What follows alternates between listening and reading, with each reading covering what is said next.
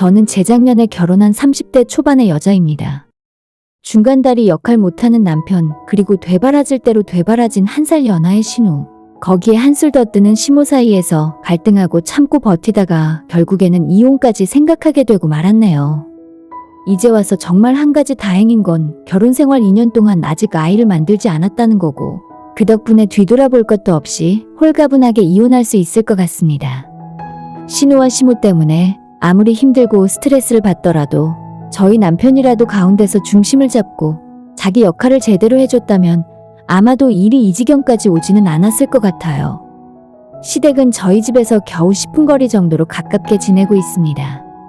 결혼 전 신혼집 구할 때 시댁에서 겨우 3천만 원 보태주시면서 무조건 시댁 근처로 집을 얻어야 한다고 우기셔서 그 당시에는 어쩔 수 없었어요. 지금 와서 생각해보면 차라리 그 3천만 원 안 받고 원룸에 살더라도 시댁에서 최대한 멀리 떨어진 동네로 이사를 가던지 시모랑 멱살을 잡고 싸워서라도 제가 원하는 방향으로 끌고 나갔어야 했는데, 사실 이제 와서 후회해봤자 늦었죠. 결혼하고 신혼 초반에는 의외로 조용했어요. 시댁과 가까이 사는 것이 조금 걱정되긴 했는데 의외로 6개월 정도는 부르지도 않고 저희 집에 찾아오지도 않고 건드리질 않더라고요. 하지만 반년이 지나자마자 본색을 드러내듯이 시댁 새 식구들이 우리 집 비밀번호를 마음대로 누르고 집에 쳐들어오는 건 기본이었고, 특히 셋 중에 가장 문제가 많은 건 신우였는데, 저와 남편이 출근한 빈집에 맘대로 들어와서 제 물건을 마음대로 만지고 심지어는 옷까지 몰래 입고 갔다가 걸린 적도 수차례입니다. 막장도 세상에 이런 막장이 또 있을까 싶고, 집 현관문 비밀번호를 바꿔봐도 어차피 남편이 바로 가르쳐주기 때문에 아무런 소용도 없었어요. 저와 결혼하기 전에 남편은 매우 이성적이고 합리적인 사람이라 생각했었고, 시댁 문제에 있어서도 중재자 역할을 제대로 해줄 거라고 믿었는데, 같이 살기 시작했더니 본인 집안 식구들에 대해서는 말 한마디 못하는 바보 등신 천치가 따로 없더라고요. 그냥 저한테 다 참으라고만 하는 한심한 인간 그 자체였습니다. 하지만 남편이나 시댁 식구들이 착각을 한 것이 하나 있었는데, 제가 겉으로 보기에는 만만하고 순둥순둥한 느낌이지만 그런 외모와는 다르게 진짜 제 성격은 부당한 일을 참지 못하고 상대방이 선을 넘는 순간 뚜껑이 열리고 눈이 완전 뒤집혀버린다는 것이었어요. 예전에 제가 대학을 막 졸업하고 20대 중반 나이에 다니던 첫 직장에서 대머리 훌러덩 벗겨진 50살 넘은 부장이 저랑 얼굴 마주칠 때마다 농담 반 진담 반으로 우리 연애 한번 할까? 소민 씨 뭐 좋아해? 소민 씨 좋아하는 삼겹살에 소주 한 잔 어때? 라는 식으로 들이대더라고요. 애까지 둘이나 있는 유부남이 허구한 날 지나다니며 추파를 던지다 못해 어느 날은 회사 복도에서 뽀뽀 한번 하자고 들이대는 순간 바로 경찰 부르고 저희 회사 인사과에 신고하면서 그 자식 개망신 주고 20년 다닌 직장을 그만두게 만들어버렸습니다.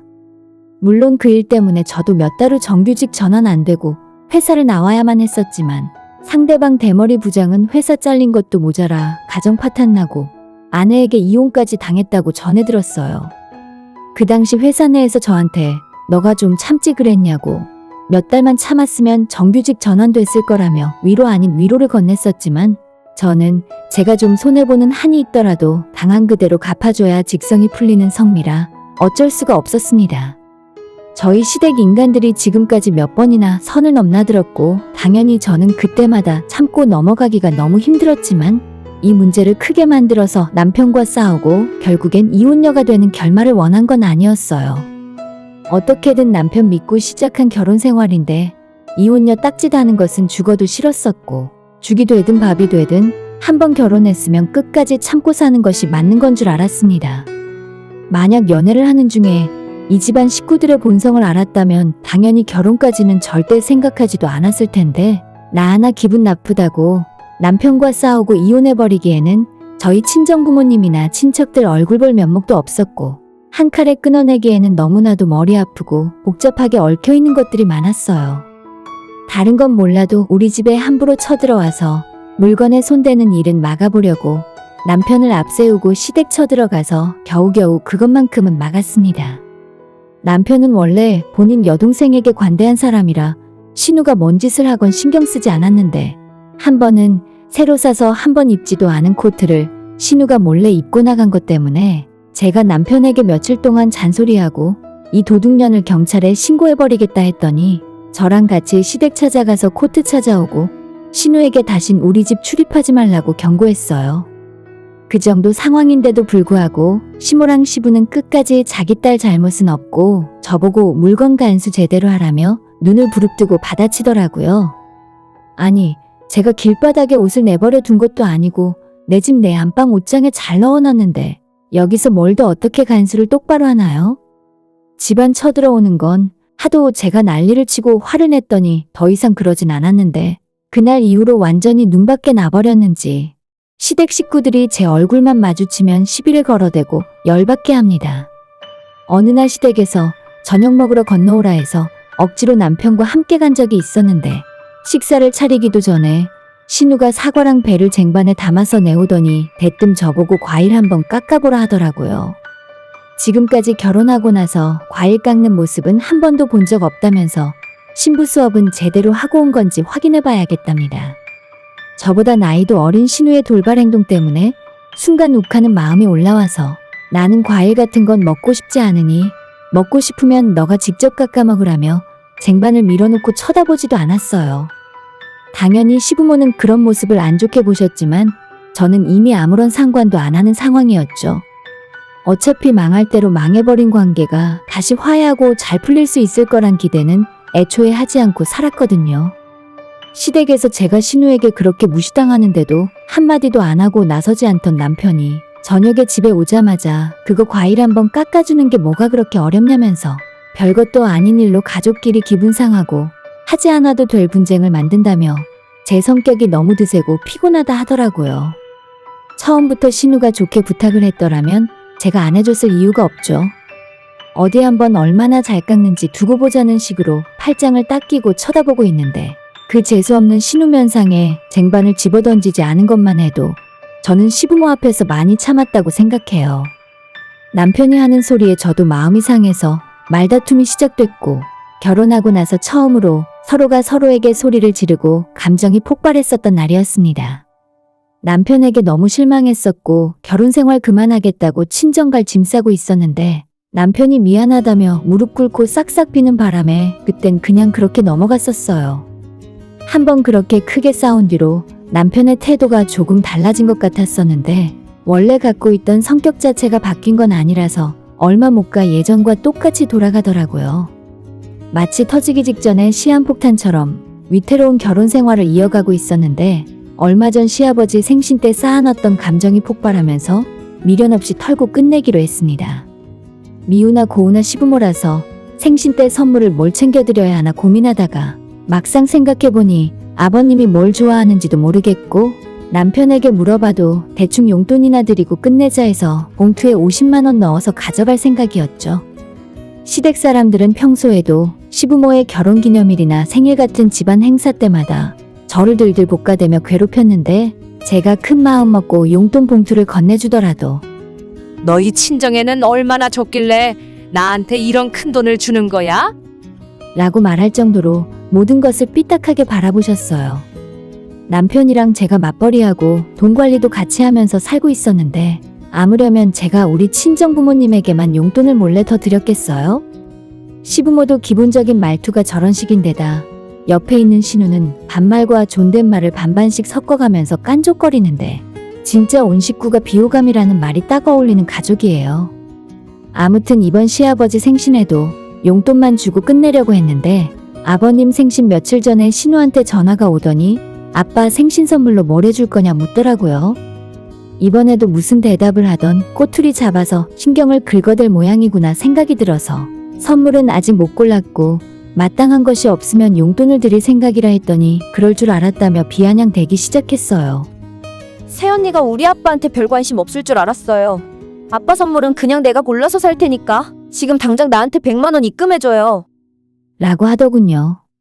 저희 집이나 시댁이나 형편이 여유 있는 부자들도 아닌데 시아버지 생신 선물로 누가 100만 원이란 거금을 쉽게 쓸 수가 있겠습니까? 조금 과한 것 같다고 나는 애초에 용돈으로 50만 원 정도 생각하고 있었고 우리 부부 벌이에 이 정도도 많이 쓰는 거라고 했더니 우리 오빠가 돈 잘 벌지 않아요? 두 사람 맞벌이해서 버는 돈은 대체 어디에 쓰는 거예요? 라며 저한테 살림 똑바로 못하는 사람이라는 누명을 씌우려 들더라고요.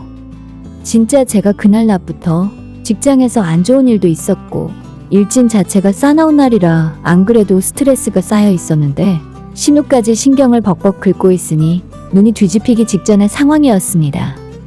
그래도 저는 끝까지 참고 일단 50만 원이건 100만 원이건 저녁에 집에 돌아가서 남편한테 상의해보고 결정하겠다고 이야기를 했더니 언니 나이가 지금 몇 살인데 그런 것 하나 혼자서 결정을 못 내려요? 애초에 능력이 부족해서 그런 거지.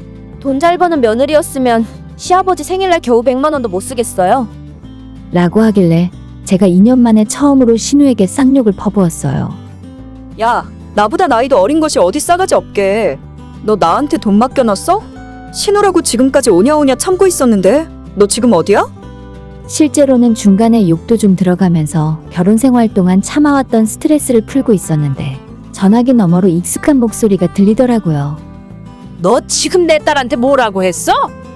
하필 신우 옆에 시어머니가 같이 있더라고요. 시모가 전화 넘겨받아서 어딜 함부로 쌍스러운 소리를 하냐고 너희 집에서 가정교육을 그렇게 받았냐며 부모님까지 들먹이며 욕을 하셨어요. 저를 가만히 안 두겠다며 오늘 저녁에 저희 집으로 찾아오겠다 하시길래 그러시라고 대답하고 전화를 끊어버렸어요. 회사에서 나머지 오후 업무를 보고 있었는데 시모와 한바탕 했다는 소식을 저희 남편이 전해 들었는지 저보고 이유 불문하고 무조건 무릎 꿇고 싹싹 빌라 하더라고요. 우리 엄마 성격 장난 아니야. 지금 완전 열받았던데. 당신 대체 뭐라고 했길래 우리 엄마가 이래? 일단 무조건 잘못했다고 빌어. 무릎 꿇고 싹싹 빌고 용서해달라고 해. 남편의 문자를 가볍게 무시한 채로 퇴근하고 집에 돌아왔더니 우리 집 거실 소파에 시부모님과 신우까지 함께 와서 앉아 있더라고요. 저보다 먼저 퇴근해서 집에 도착한 남편은 마치 지가 죄인이라도 된 것처럼 고개를 푹 숙이고 있었고 저는 당연히 잘못한 거 하나 없으니까 빳빳하게 고개 쳐들고 어디 한번 해볼 테면 해봐라는 식으로 당당하게 서 있었어요. 누가 먼저랄 것도 없이 시모와 신우가 입을 열자마자 난생 처음 들어보는 쌍욕이 쏟아지면서 가정교육까지 운운하고 저희 부모님이 저를 잘못 가르쳤기 때문에 다시 반품을 해야 한다는 소리까지 하시더라고요. 저는 아무 소리도 안 하고 두 사람이 왈왈 지는 모습을 지켜보고만 있었는데 신우가 제게 너 진짜 이혼당하고 싶어? 우리 오빠도 너 같은 여자랑은 더 이상 못 살겠대. 라고 말하며 제 머리를 툭툭 치기 시작했는데 저도 거기에서 또다시 눈이 돌았어요. 그전까지는 한마디도 안 하고 가만히 보고 있기만 했었는데 신우가 제 머리를 건드리자마자 머리채를 휘어잡아서 때리기 시작했고 깜짝 놀라 본능적으로 같이 달려든 신우가 저를 붙들고 늘어지면서 손톱으로 핥혀 놓더라고요. 그래서 저도 제 팔에 생긴 상처만큼 신우의 얼굴에 똑같은 상처 만들어줬어요. 죽겠다며 신우가 비명을 지르고 저는 옆에서 누가 저를 아무리 뜯어말리더라도 손에 꽉 쥐고 있는 신우의 머리채만큼은 끝까지 놓지 않고 있었습니다. 그때 너무 상황이 엉망진창이라 정확하게 기억나는 건 몇 가지 없지만 제 다리를 붙들고 늘어지는 시어머니를 발로 걷어찼더니 억하고 나뒹굴던 모습은 생생하게 기억나네요. 말리는 남편 뺨을 때리다가 저도 같이 얻어맞기도 하고 제가 그 집안에서 어떻게 빠져나왔는지 모르겠는데 나중에 정신을 차려보니 저 혼자 아파트 밖으로 나와 있었고 그때까지도 힘을 풀지 않고 한쪽 손은 주먹을 꽉 쥐고 있었는데 거기에 신우의 머리털이 한 주먹 가득 뜯겨 있었습니다. 떨리는 손으로 지나가는 택시를 잡아타고 친정집으로 향했는데 이상하게 눈물도 안 나고 택시 안에서 머릿속은 맑아지고 점점 속이 시원해지면서 답답하게 담아두고 있던 스트레스가 확 내려가는 기분이 들었어요. 친정에 도착하자마자 당연히 저희 부모님은 제 말도 안 되는 몰골을 보고 발칵 뒤집어졌고 부모님 얼굴을 보고 안도감이 들어서 그랬는지 그제서야 온몸이 여기저기가 아파오며 눈물이 왈칵 터지더라고요. 영문도 모르는 친정엄마는 저를 품에 안아주셨고 그 품에서 한참을 울었습니다. 그날은 그렇게 지나갔고 혹시나 이혼하는데 도움이 될까 싶어서 다음날 아침이 되자마자 병원 가서 진단서부터 끊어놨어요. 이런 상황에서도 남편은 제게 연락조차 한 통 없었고 시모가 대신 전화하더니 신우 얼굴이 완전 박살이 나버렸는데 아직 시집도 못 간 처녀를 이렇게 만들어 놓은 걸 어떻게 책임질 거냐 묻더라고요. 저도 신우 못지않게 두드려 맞았으니 어차피 고소해봤자 쌍방폭행이라고 큰소리쳤고 어차피 못생긴 신우 얼굴인데 조금 손 봐줬기로써니 그게 뭐가 문제냐고 해버렸어요. 시모가 또다시 저한테 쌍욕을 하길래 그때는 저도 이혼 생각하고 있었으니까 시모 하는 말을 전부 녹음해 두었습니다. 이런 사단이 난 상황에서 이틀이나 지나서야 남편이 전화해서 정말 이혼 말고 다른 방법은 없냐며 징징대는 소리를 하고 자빠져 있었어요. 그 말 듣자마자 저는 기가 막혀서 너는 너네 엄마 발로 걷어찬 여자랑 앞으로 계속 살고 싶니? 라고 말하면서 비웃어줬습니다. 헛소리하지 말고 고소할 테면 어디 해보라고 나도 가만히 있진 않을 거라고 울음장을 놓았더니 남편은 아무런 대답 없이 전화를 끊어버렸고 다음날 시모한테 전화가 와서 일 더 크게 키우지 말고 조용히 협의 이혼하고 끝내자네요. 자기들끼리 어떤 결론을 낸 건지는 모르겠지만 저도 더 이상 그 인간들과 엮이고 싶지 않아서 마지막은 깔끔하게 협의 이혼으로 끝내기로 했습니다. 이혼하는 과정에서 끝까지 남편은 전면에 나온 적도 없고 본인 귀찮고 복잡한 일은 전부 시모에게 떠넘기고 숨더라고요. 내가 저런 인간 믿고 결혼하고 살았으니 나도 정말 사람 볼 줄 모르는 등신 같은 년이었다 생각이 들었어요. 시모와 전화통화하면서 이혼 협의사항에 대해 이야기를 나누고 있었는데 전화기 너머로 신우가 소리를 지르면서 자기가 더 많이 얻어맞았는데 왜 고소를 안 하냐며 소리를 바락바락 지르는 모습이 조금 웃기더라고요. 지금은 모든 상황이 마무리가 된 상태인데 아직 제 팔에 시모가 손톱으로 뜯어놓은 자국이 조금 남아있긴 합니다. 흉지면 어떡하나 짜증이 좀 나다가도 내가 신우 얼굴에 똑같이 만들어 놓은 것 때문에 속 시원한 기분도 들어요. 예전에는 이혼하면 세상 사람들이 날 어떻게 바라볼까 그게 너무 무서워서 이혼은 꿈도 못 꾸고 참고 살았지만 지금은 그게 중요한 문제가 아닌 것 같더라고요. 괜히 남 눈치 보며 참고 사느니 아니다 싶으면 속 시원하게 한번 터뜨리고 하루 빨리 끝내고 정리하는 것이 맞다 싶어요.